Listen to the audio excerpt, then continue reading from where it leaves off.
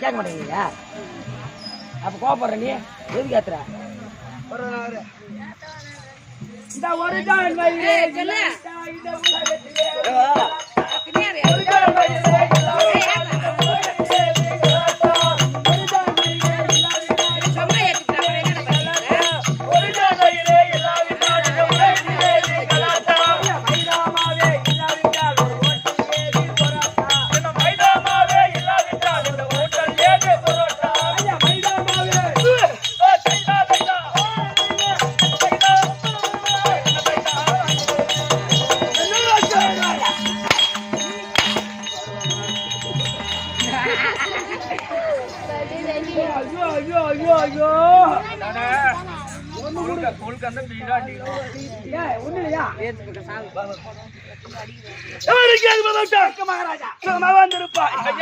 வணக்கம். நல்லவனாக வந்திருப்பாய். எல்லாமே தம்பி அது விடு.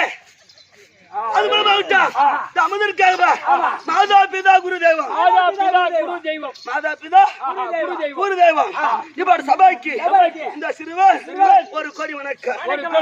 ஆளை விட்டு பார்த்தா தெரியாமல சொன்னாலும் அடிக்கிறான், முன்ன போனாலும் அடிக்கிறான், கடிக்குது, பின்ன போனாலும் ஒதுக்குது.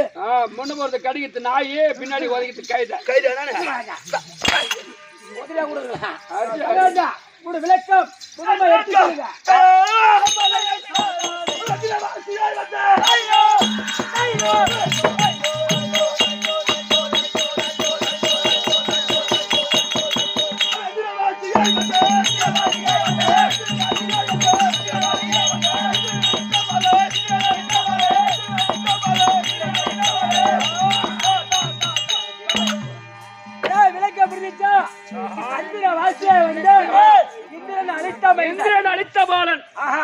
அர்ஜுன பெருமான் அர்ஜுன பெருமான் அர்ஜுன பெருமான்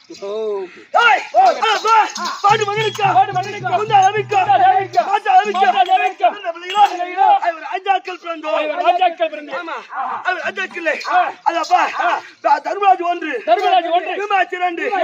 இந்த அர்ஜுனன் மூன்று பாண்டு மகாராஜனுக்கு குந்தமாதேவி மாத்ராதேவி அதுல பாண்டு மகாராஜனுக்கும் குந்தமாதேவி மூணு பேர் தர்மராஜ் ஒன்று பீமசேனன் இரண்டு இந்த அர்ஜுன பெருமான் மூன்று பேர் ஆமா அத மாத்தாளாவிக்கு நகுல சாகர அப்படி பிறந்து தேமனுக்கு நேரலையோ தேமனுக்கு நேரலையோ என் பேர் அர்ஜுனன் எனக்கு 32 அழகு 11 நாமதேயம் 32 அழகு 11 நாமதேயம் படைத்த இவர்தான் அர்ஜுன பெருமான் 32 அழகு பச்சா முன்னிலே பின்னாலே முதுகுல மச்சராக பல்லுல பரிசுல பாதத்தில் சந்தாமரை கால்ல துளசிமாலை தொப்புள்ள அமர்ந்த பார்வை எல்லாமே புரியுது. ஆனா அந்த நலனவி பார்வை தான் புரியல. பாப்பா அந்த பாப்பாட்ட காமிடா பார்வை என்ன தெரியல. உனக்கு தெரியல இல்லையா? எனக்கு தெரியலையா?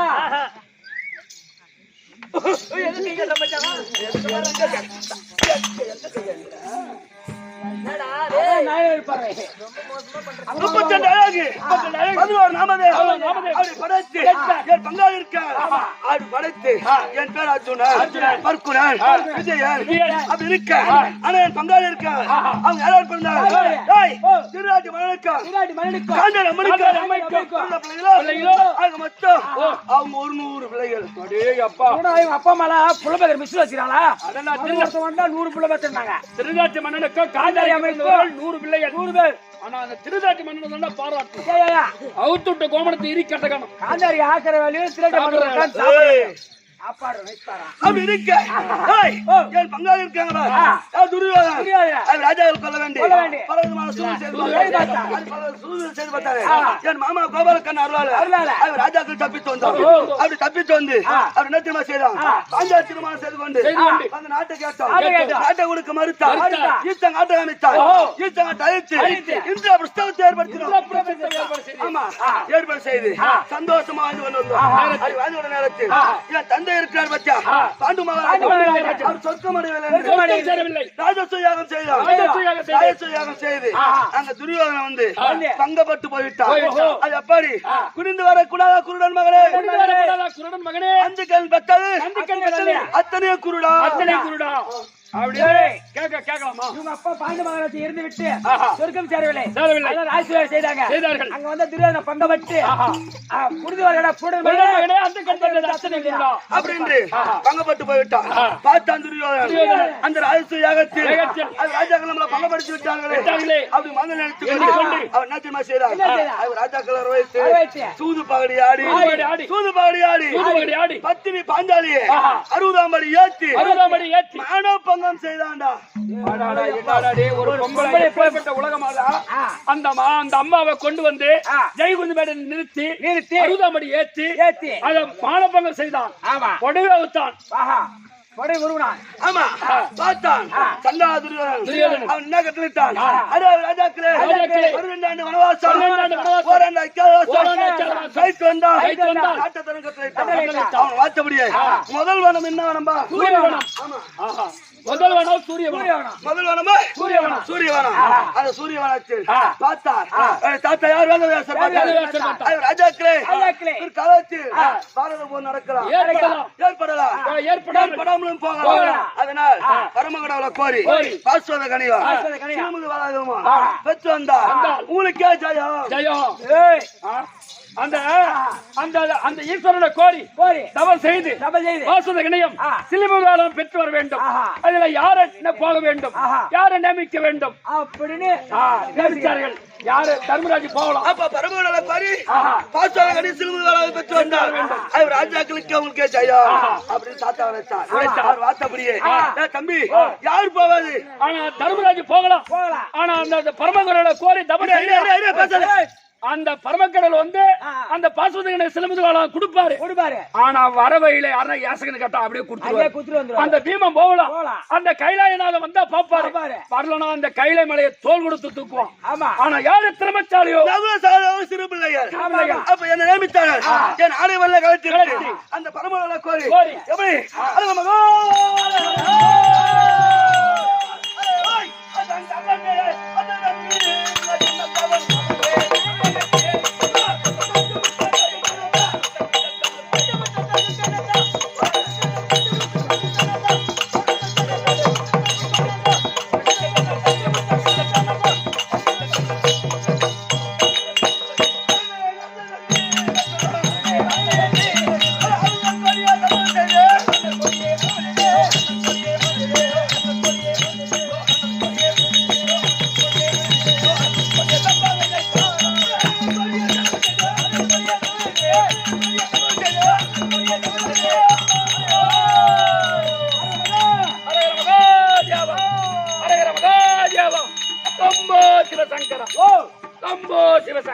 தகிச்சு மல்லிகை எங்க தேங்கறா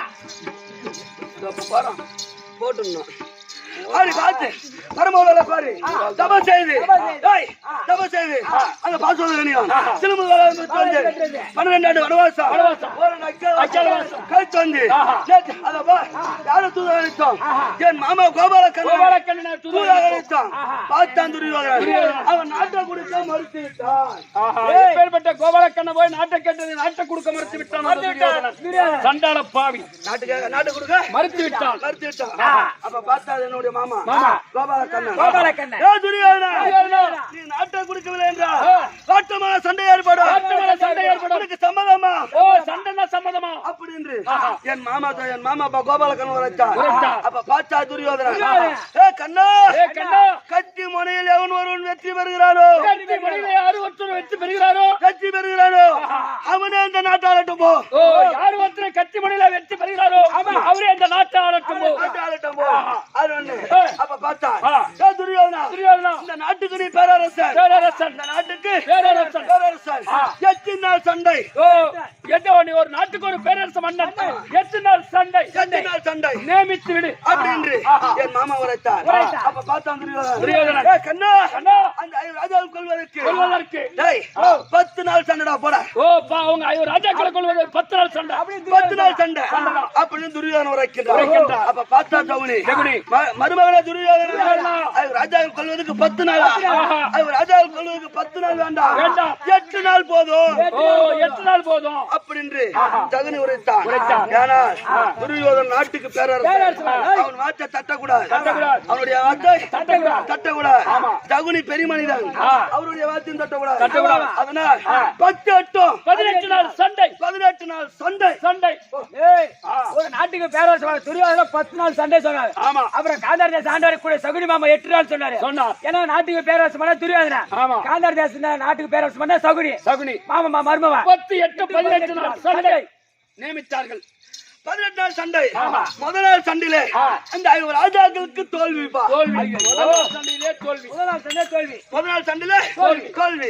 யார்? வில்லாளன் மகன் சுவேதனன், உத்தரகுமாரன். உத்தரகுமாரன் மடிந்து விட்டார்கள். முதல் நாள் சண்டையில மடிந்து விட்டார்கள். ராஜாக்களுக்கு தோல்வி. ஆமா, அதப்பா 8ஆம் நாள் சண்டையில் இந்த அர்ஜுனனுக்கு நாகக்கண்ணிக்கு பிறந்த நல்ல அரவபாலன் மாண்டான். அர்ஜுனனுக்கு நாகக்கண்ணுக்கு பிறந்த பிள்ளை எப்பேற்பட்ட பிள்ளை? எந்த காலத்தில் இரவான். அந்த 8ஆம் நாள் சண்டையில அவன் மாண்டான். 8ஆம் நாள் சண்டையில் அவர் மாண்டான், அரவபாலன் மாண்டு விட்டான். அதப்பா 10ஆம் நாள் சண்டையில் பாட்டன் விஸ்வாச்சாரிய தர்பாசனத்தில் சாட்சி.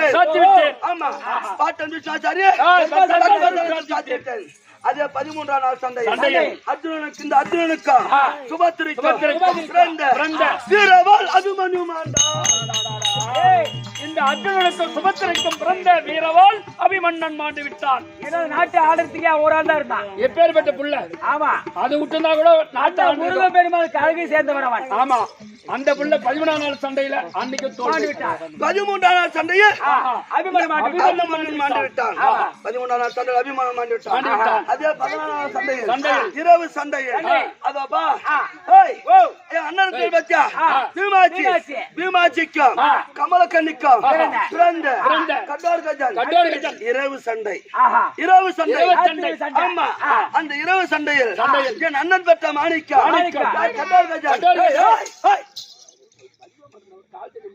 அடிச்சு அப்படியே கட்டப்படி போட்டு போறேன். அவன் மகாராஜா தெரிந்தவன். ஆனா துரியோதன சேனைகளா சும்மா தவிடுபடியா பார்த்தான் கர்ணன். ஒரு வேலையத்தை எடுத்து விட்டான். கட்டார்கஜன் மார்பை பிளந்து அந்த ஆகாயத்திலிருந்து உருண்டு பிறண்டு வருகிறான். அப்ப பார்த்தாரு எங்க அண்ணன் யார் பீமாச்சி பார்த்தாரு. மகனே கடல்கஜா, மகனே கடல்கஜா, இவர் ராஜாக்கள் படம் மீது சாய வேண்டாம், இவர் ராஜாக்கள் படம் மீது சாயாத, துரியோதன படம் பக்கம் சாயடா, அந்த துரியோதன படை பக்கம் அப்படி என்று என் அண்ணன் பீமாச்சி சொல்ல அந்த கடல்கஜன் இருக்கான் பார், அந்த துரியோதன படம் சாஞ்சாம் பார், அங்க போய் வீழ்ந்தான் பார். அவன் வீழ்ந்த இடத்துல ஒரு குழந்தை சேனை மாண்டுறான். பார்த்தா கர்ணன் நம்ம சரியா மடிச்சானே கடல்கஜன். அப்படியே அந்த கடற்கரை வேலையத்தை விட்டான். அவன் மாற பிளந்தது ஆகாயத்து உருண்டு பேண்டு வரும்போது அவங்க அப்பா சொன்னாரு, மகனே கடற்கஜா ராஜாக்கள் பக்கம் விழாத, துரியோதன பக்கம் வீழ்ந்த இடமே ஒரு அக்கறை சேனை கோலோஸ். அதே 17ஆம் சண்டையில் கர்ணனை அண்ணன் தெரியாமல் கர்ணனை மடித்தேன். 18ஆம் நாள் சண்டையில் துரியோதனன் அண்ணனுக்கு பற்றிய பீமாச்சி அந்த துரியோதனத்துடைய முறித்து பத்திரி பாஞ்சால குந்திர முடித்து இப்ப சந்தோஷமா வாழ்ந்து எந்த குறையுமே இல்ல, எந்த குறைபாடும் இல்லை. ரைட். சந்தோஷமா அப்படி இருக்க இன்றைய தினம் அண்ணார் பீமாச்சி ஒருபடி கட்டளை, தர்மராஜ் ஒருபடி கட்டளை. நான் தனிமையா பார்க்கக்கூடாது. என்னுடைய மனைவி சுபத்திரன் இருக்கிறார். சுபத்திரன் அழைத்து ரசிக்கிறோம். இது அர்ஜுன பெருமாள் மனைவி அழைக்க இதோ சுபத்திரே தர்ப்பா.